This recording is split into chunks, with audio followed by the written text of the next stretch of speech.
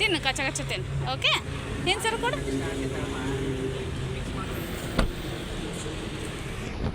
ಬಾಯ್ ಬಾಯ್.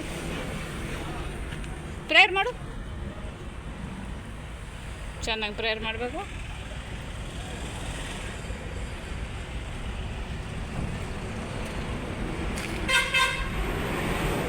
ಬಾಯ್ ಹೇಳಿ ರವಿ. ರವಿ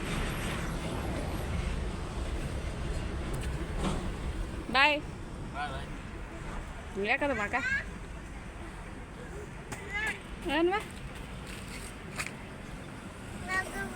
ಓಕೆ ರಾಜಾ, ಬರ್ತೇನೆ.